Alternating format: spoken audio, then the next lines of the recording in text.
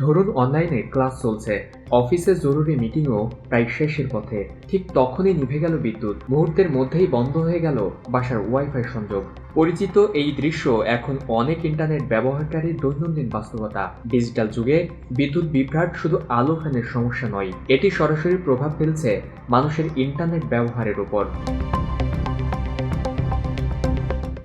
দেশের বেশিরভাগ বাসাবাড়িতে ব্যবহৃত ওয়াইফাই সংযোগ বিদ্যুতের উপর নির্ভরশীল। রাউটার ও অন্যান্য নেটওয়ার্ক যন্ত্র বন্ধ হয়ে গেলে ইন্টারনেট সংযোগও বিচ্ছিন্ন হয়ে যায়। ফলে ফ্রিল্যান্সার, শিক্ষার্থী ও অনলাইনে কর্মরত ব্যক্তিরা সবচেয়ে বেশি সমস্যায় পড়েন। এমন পরিস্থিতিতে অনেকেই বিকল্প হিসেবে মোবাইল ডাটা ব্যবহার করেন, কারণ বিদ্যুৎ না থাকলেও মোবাইল ফোনের সিমের মাধ্যমে ইন্টারনেট চালু রাখা সম্ভব হয়। মোবাইল অপারেটরদের টাওয়ারে সাধারণত ব্যাটারি ও ব্যাকআপ বিদ্যুৎ ব্যবস্থা থাকায় স্বল্প সময়ের লোডশেডিংয়ে নেটওয়ার্ক সচল থাকে। লোডশেডিং আসলে ইন্টারনেট ব্যবহারে কতটা ব্যাঘাত ঘটায় এটা বলতে গেলে, ধরেন আমরা তো আসলে স্টুডেন্ট, তো আমাদের এখন যদি 3টা ক্লাস থাকে, ধরেন 2টা ক্লাস আছে অফলাইনে, বাকি ক্লাসগুলো হচ্ছে অনলাইনে। সো অনলাইনে ক্লাস করতে করতে দেখা যাচ্ছে আমরা রেগুলার বাসায় ওয়াইফাই ইউজ করি, যেটা একটু সাশ্রয়ী। সো যখন দেখা যাচ্ছে ক্লাস করতে করতে কারেন্ট চলে গেছে, সো তখন আমাদেরকে ওয়াইফাই তো লাইন তো থাকে না, তো তখন আমাদেরকে মোবাইল ডেটার উপর ডিপেন্ড হতে হয়। এবং এখন এই টাইমে আসলে মোবাইল ডেটার দাম অনেক বেশি। আজই নিন রবি ওয়াইফাই আর কুইজ খেলে প্রতি সপ্তাহে জিতেন টিভি। সো এইখানে যদি এই মোবাইল ডেটার দামগুলো একটু কমানো যাইতো, একটু সাশ্রয় করা যাইতো, তাইলে এটা আমাদের জন্য খুবই খুবই ভালো হতো। ঢাকা শহরে তো আসলে দেখা যাচ্ছে কারেন্ট গেলে খুব বেশি দেরি করে না, আসে।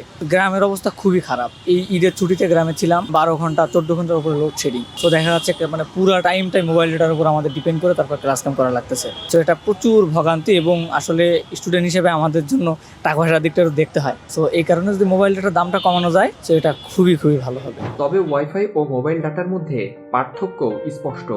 সাধারণ অবস্থায় ওয়াইফাই তুলনামূলকভাবে বেশি সাশ্রয়ী এবং স্থিতিশীল। একই খরচে বেশি ডেটা ব্যবহার করা যায় এবং একাধিক ডিভাইস সংযুক্ত রাখার সুবিধা পাওয়া যায়। অন্যদিকে মোবাইল ডাটা জরুরি মুহূর্তে কার্যকর হলেও দীর্ঘ সময় ব্যবহারে খরচ বেশি হতে পারে। পাশাপাশি নেটওয়ার্কের উপর চাপ বাড়লে গতি কমে যাওয়ার আশঙ্কাও থাকে। যেটা আমরা বর্তমানের সময় যে ইন্টারনেটের উপর অনেক সময় নির্ভরশীল, তো মাঝে মাঝে দেখা যায় যে লোডশেডিংয়ের কারণে আমাদের অনলাইন ক্লাস, তারপর বিভিন্ন ফ্রিল্যান্সিংয়ে যারা যুক্ত আছে তারা বেশিরভাগ বিভিন্নভাবে ব্যাঘাত সৃষ্টি করতে পারে।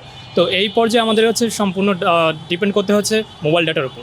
তো এখন মোবাইল ডাটা কোম্পানি যারা আছে তারা যদি স্টুডেন্ট ফ্রেন্ডলি কোনো একটা অফার দিতে পারে, বা এই সিস্টেমের মধ্যে যদি সরকার কোনো একটা পদক্ষেপ নিতে পারে, তাহলে সেক্ষেত্রে আমাদের বিশেষ করে স্টুডেন্ট সমাজ যারা আছে তারা ইন্টারনেট ব্যবহারে উপযোগিতা, তারপর উপকার ভোগ করতে পারবে। ইন্টারনেট নির্ভর এই সময়ে ওয়াইফাই ও মোবাইল ডাটা একে অপরের প্রতিদ্বন্দ্বী নয়, বরং পরিপূরক। তবে লোডশেডিং এর মুহূর্তে একটি বিষয় স্পষ্ট হয়ে ওঠে, বাসার ওয়াইফাই থেমে গেলেও সংযুক্ত থাকার শেষ ভরসা হয়ে থাকে সিমের ইন্টারনেট।